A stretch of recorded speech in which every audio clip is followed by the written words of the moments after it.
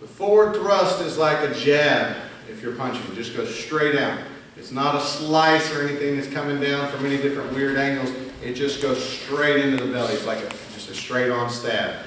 If I'm doing it with my right side being in charge, then most times you'll see someone pull the staff to the left side of their body to help get some extra momentum and twisting for that thrust. All right, so a sideways version here. If I've got it on my right side being in charge, I'll pull it to my left side of my body, and usually there's a step along with it. It's not just a stab while I'm standing still. So my right side, since it's in charge, my right foot will step forward into a front stance and thrust. This will be in some of the combinations we do later on as we're practicing them.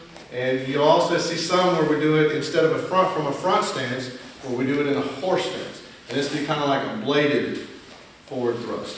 This one's a little bit different. Coming in a front stance, pretty simple for me to kind of position my hands, give it a little rotation here at the end so my palm, that forward palm is pointing down.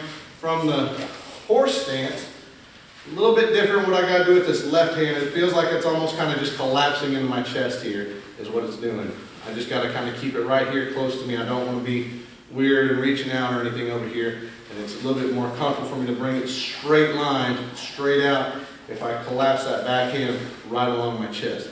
So there's like a horse stance, a bladed one. And this is good too. You can go middle, you can go high to the face and neck, something like that. You can go down for toe jabs. People will do that with the bows sometimes too, as they'll go after the toes.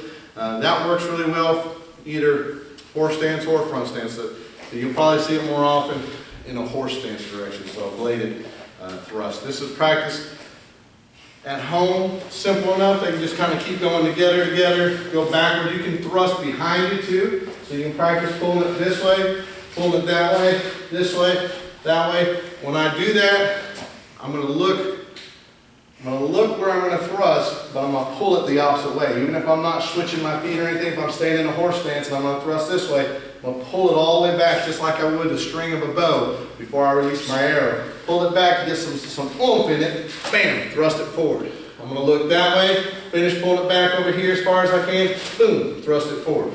So that's what I want to think of as I'm doing that. I want to know where my target is. I don't just want to walk around the house going like this, looking anywhere but the target. So I want to know where my target is. I want to, like a battering ram, I'm going to swing it back here, boom, thrust it forward. You want to take that up to a little bit extra level of practice, then have them work on hitting specific little dots. Maybe it's a brick on the outside of your house. If they got a little padded one, I wouldn't want to take a wooden bow or something, a fancy bow to the outside of the house and go through my bricks. But I used to know people that would do that with their kicks, their front kicks and all that. As long as they had shoes on, they'd aim from to hit the corner of this brick right here, and that'd be their target practice. They're going to try to get really exacting with it. So maybe you've got a bag, a hanging bag at home, or Wave Master or something, and you can put a little piece of tape on it and have them aim for each little spot individually, or you give them that goal right there. Here's a tree, show me where you can hit. Try to hit this one, I'll mark a little X right here on this tree. Boom, hit it, keep practicing.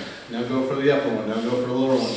Give them specific targets to go for. That way they can see whether or not in their practice they're hitting what they're aiming for, because a lot of people won't realize as they're practicing that they're pushing or pulling one way to the side or up or down as they're finishing their move, as they're rotating that wrist.